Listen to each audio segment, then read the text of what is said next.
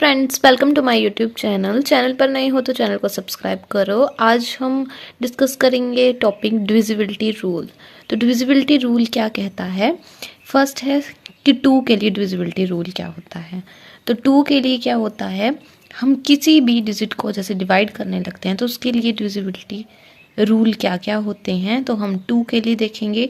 तो 2 के लिए क्या होगा कि लास्ट डिजिट जो है वो 0, 2, 4, 6, 8 होनी चाहिए। उसमें जो है वो 2 का डिविजिबिलिटी रूल चलेगा।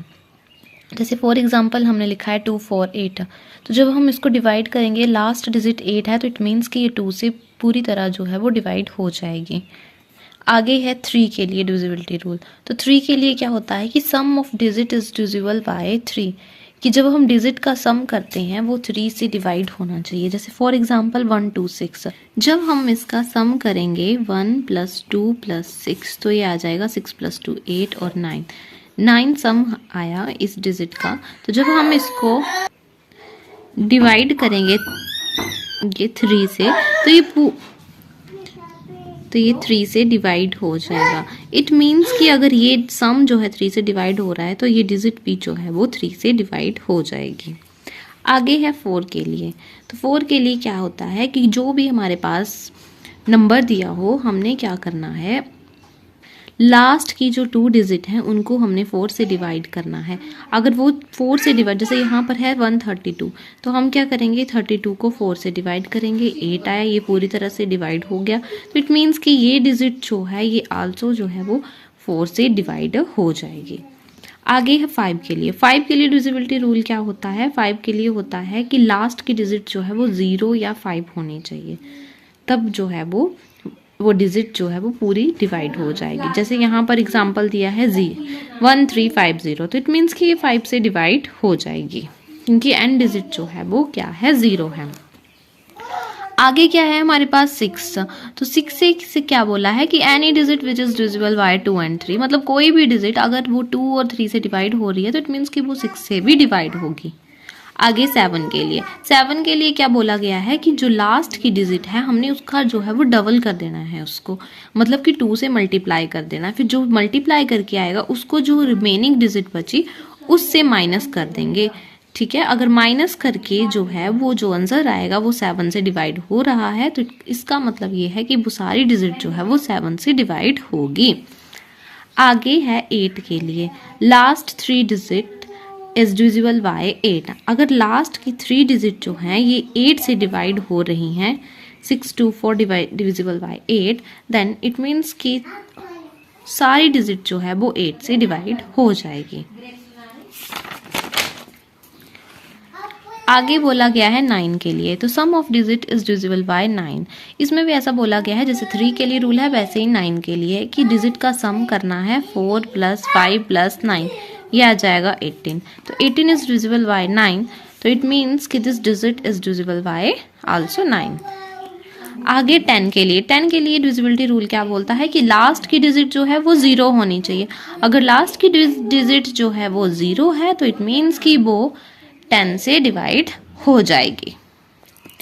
11 के लिए डिविजिबिलिटी रूल। 11 के लिए डिविजिबिलिटी रूल क्या बोलता है कि हमने क्या करना है, हमने सम करना है डिजिट का, इवन प्लेसेस का और ऑड प्लेसेस का, इवन प्लेसेस का और ऑड प्लेसेस का। फिर हमने उनको माइनस कर देना है। अगर जो माइनस करके जो आंसर आता है वो या तो फिर 0 होता है या फिर 11 का मल्टीपल होता है, तो वो डिजिट जो है 11 से डिवाइड हो जाएगी। जैसे ये हमारे पास दिया है, इवन प्लेसेस में क्या है हमारे पास 0, 5, 0 + 5 = 5, और ऑड प्लेसेस में क्या है 5, 2, 9, यहाँ पर आ जाएगा 5 + 2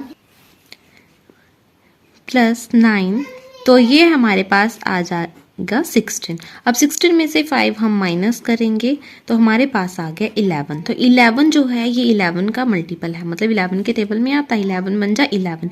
इट मीन्स कि आंसर या तो 0 आए या फिर मल्टीपल ऑफ 11 आए, तो वो डिजिट जो है वो 11 से डिवाइड हो जाएगी। तो ये तो थे कुछ डिविजिबिलिटी रूल 2 के लिए, 3 के लिए, 4 के लिए, 5, 6, 7, 8, 9, 10, 11। आगे हम डिस्कस करेंगे कुछ प्रीवियस ईयर के क्वेश्चन। तो प्रीवियस ईयर के क्वेश्चन क्या है हमारे पास।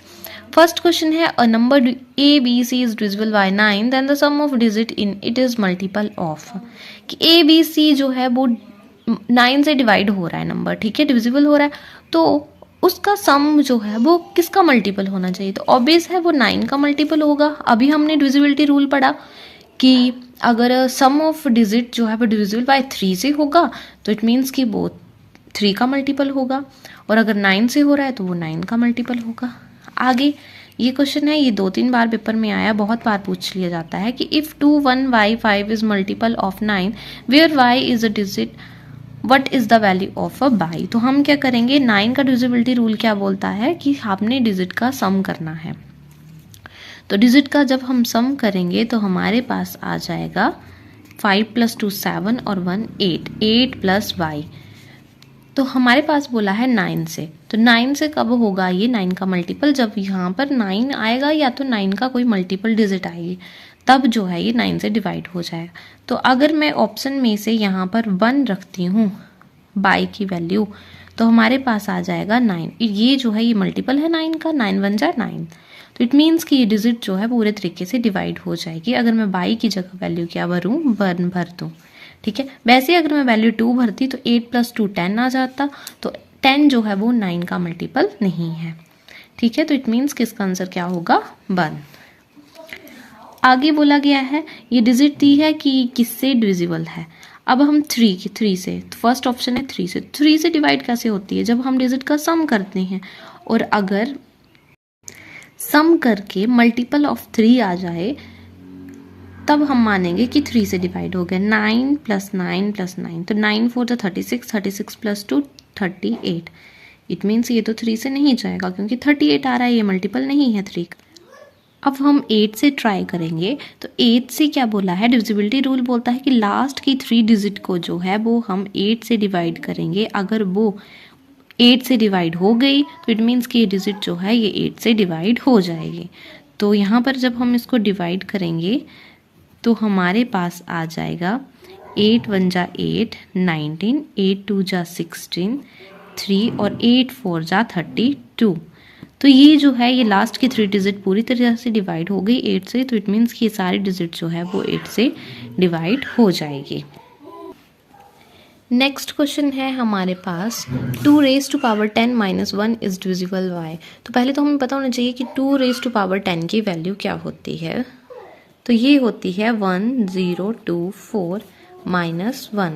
तो जब हम इसको डिवाइड करेंगे, सॉरी माइनस करेंगे, तो यहाँ पर आ जाएगा 1 0 2 3। तो 3 तो ये 10 से डिवाइड तो होगा नहीं, क्योंकि 10 के लिए क्या डिविजिबिलिटी रूल होता है कि लास्ट डिजिट जो है वो 0 होनी चाहिए।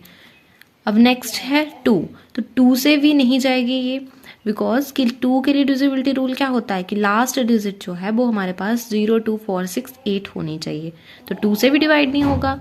अब बचा 3, तो 3 से क्या होगा, 3 + 2 5, 5 + 1 6, तो 6 जो है 3 से डिवाइड हो जाएगा।